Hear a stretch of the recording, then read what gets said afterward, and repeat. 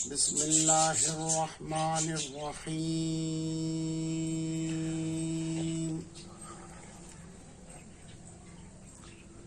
الحمد للہ وکفى وسلام علی عبادہ الذین اصطفى اما بعد فاعوذ باللہ من الشیطان الرجیم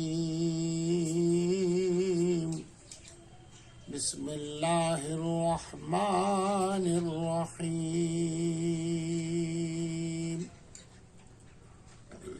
وما ارسلناک الا رحمۃ للعالمین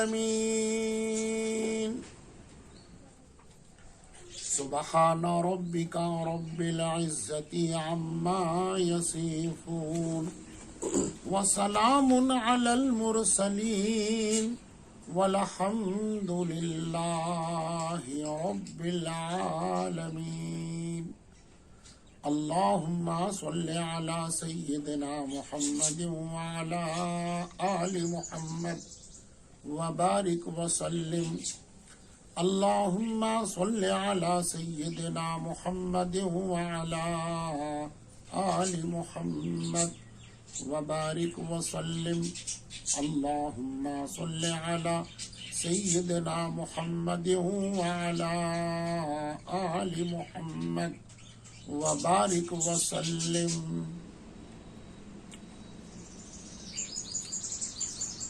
سیرت طیبہ کا بہترین اور خوبصورت عنوان رضاعت مبارک کا، جہاں 4 برس تک اماں حلیمہ رضی اللہ تعالی عنہا نے آپ کی پرورش کی، دیکھ بھال کیا، دودھ پلایا۔ اس وقت جو باتیں آپ کے بہترین وصف ارہاس کی کیفیات جو ظاہر ہوئی اس کا بیان ہے۔ ایک بات تو شق صدر کے متعلق گزشتہ 2 مجلسوں میں بہت تفصیل آپ سن چکے ہیں۔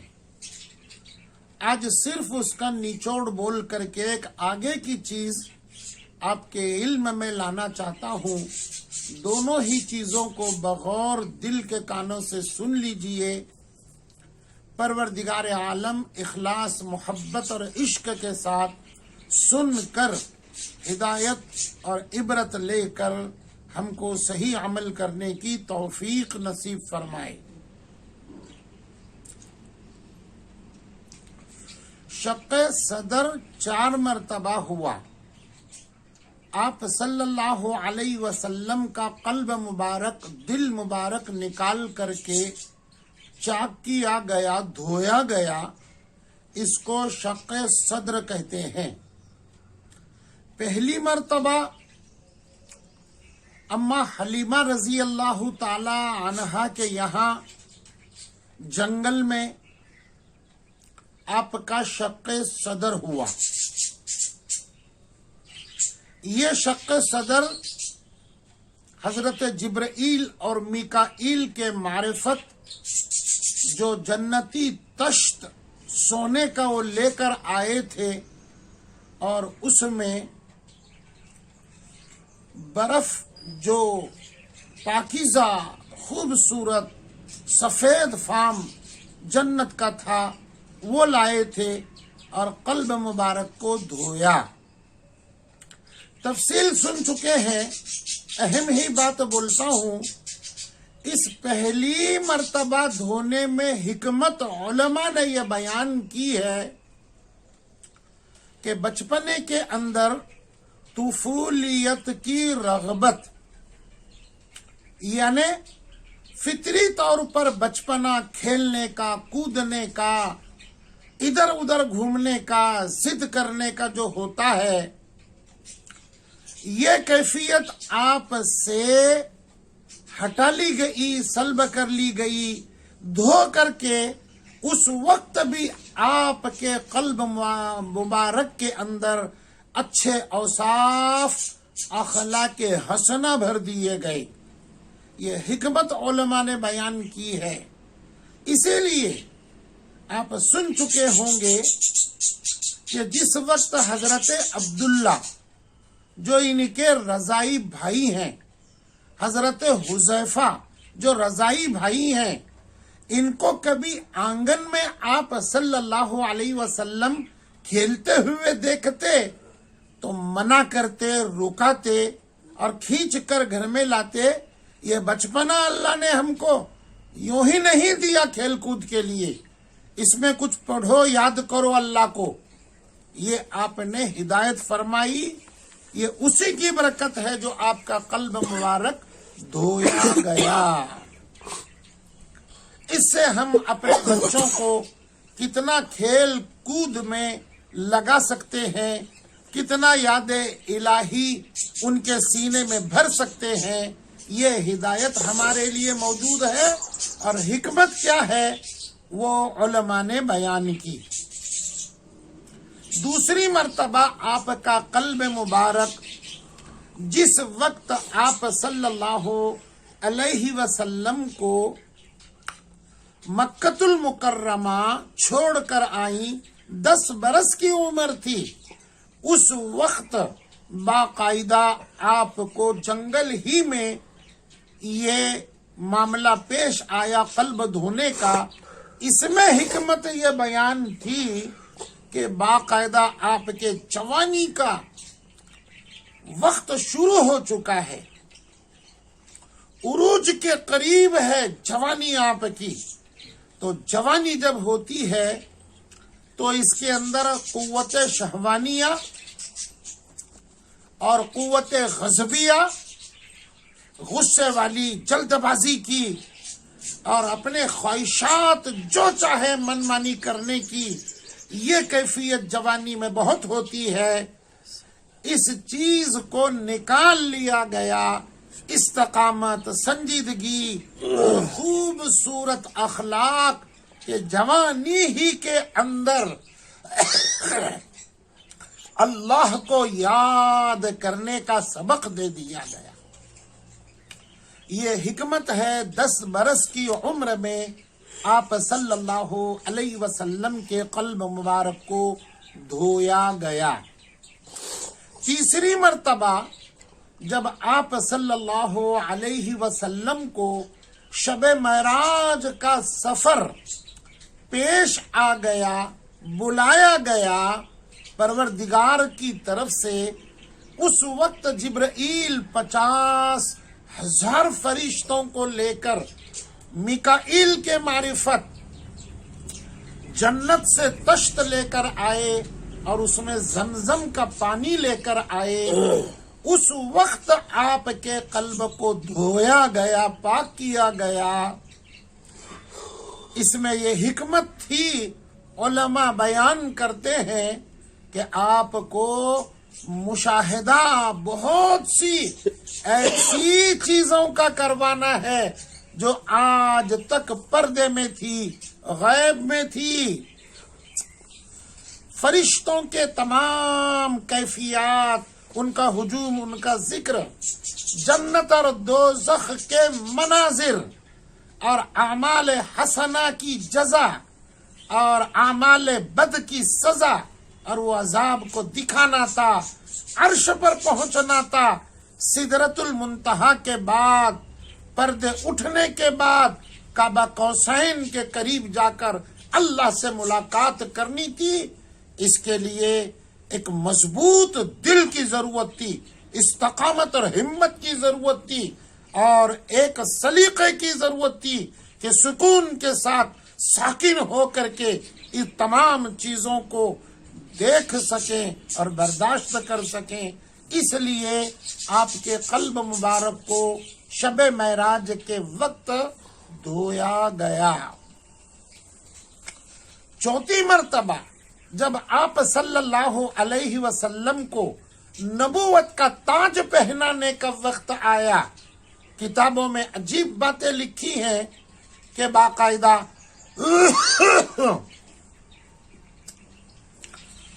6 6 مہینے سے آپ باقاعدہ غار ہیرا میں آنا جانا شروع کر دیے تھے، بہت سی عجیب چیزیں واقع ہو رہی تھی، کیفیات بھی عجیب ہو رہی تھی، آپ کو خواب بھی عجیب طریقے کے آتے تھے، اور ایسے آتے تھے خواب، ادھر رات میں خواب دیکھا، صبح ہو گئی، خواب کا نتیجہ ظاہر ہو گیا، جو دیکھا تھا ویسے نظر آ گیا۔ تو آپ کثرت سے جانے لگے، اور آپ کو نبوت ملنے کے 3 روز کے پہلے آپ نے ایک مشاہدہ کیا، وہ اس بات کا کہ باقاعدہ زمین و آسمان کے درمیان ایک سونے کی کرسی ہے، اور اتنا بڑا آدمی ہے، خوبصورت ہے، سر اس کا لگا ہوا ہے، آسمان کو پیر لگے ہوئے ہیں باقاعدہ زمین پر، اور وہ پکار رہا ہے، یا محمدہ یا محمدہ یا محمدہ۔ پیشانی خوبصورت ہے، اور پیشانی پر لکھا ہوا ہے، لا الہ الا اللہ محمد الرسول اللہ صلی اللہ علیہ وسلم۔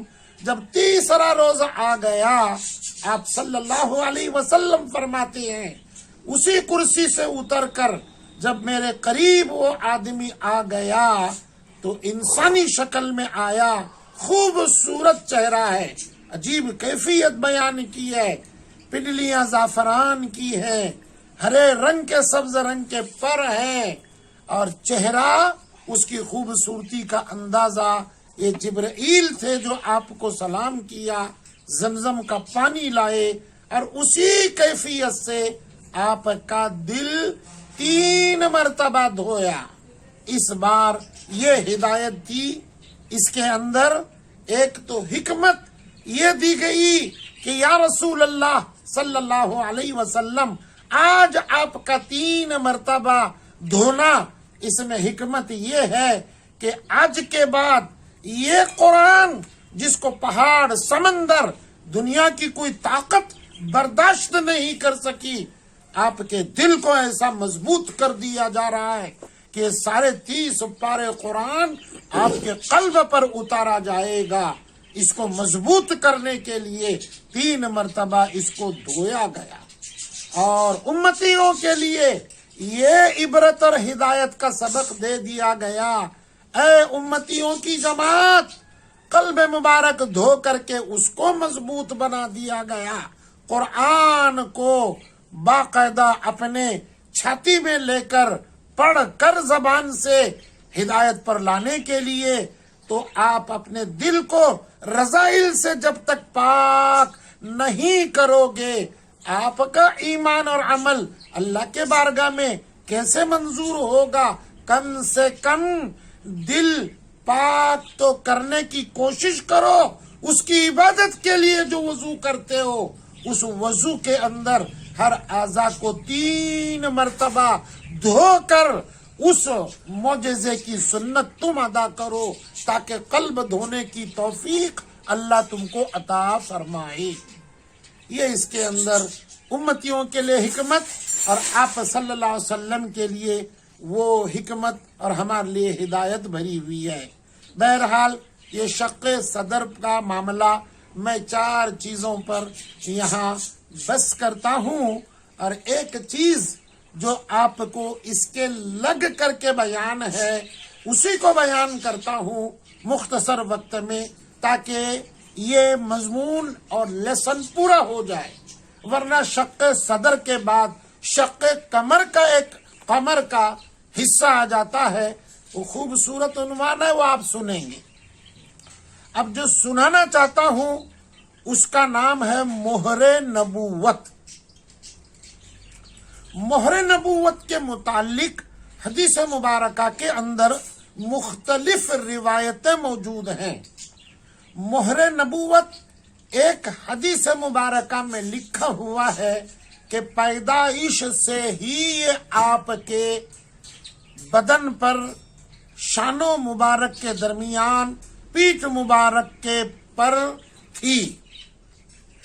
ایک روایت میں تفصیل ہے کہ درو گئے جنت رضوان خود پیدائش کے وقت آ کر آپ کے دونوں شانوں کے درمیان گردن کے نیچے پیٹھ مبارک کے اوپر باقاعدہ اس کو نصب کیا.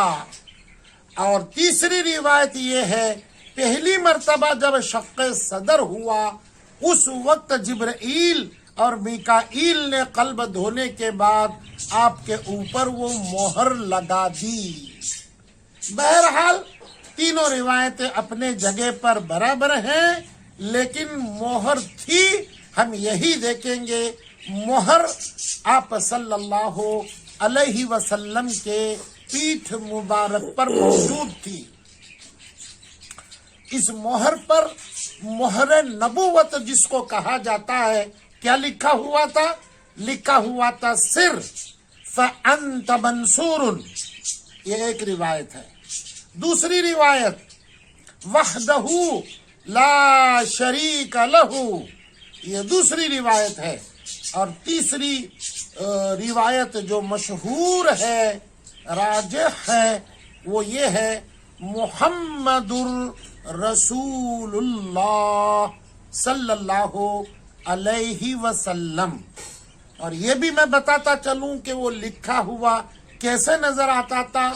سب سے اوپر لکھا ہوا تھا اللہ، اس کے نیچے رسول، اس کے نیچے محمد رسول اللہ صلی اللہ علیہ وسلم.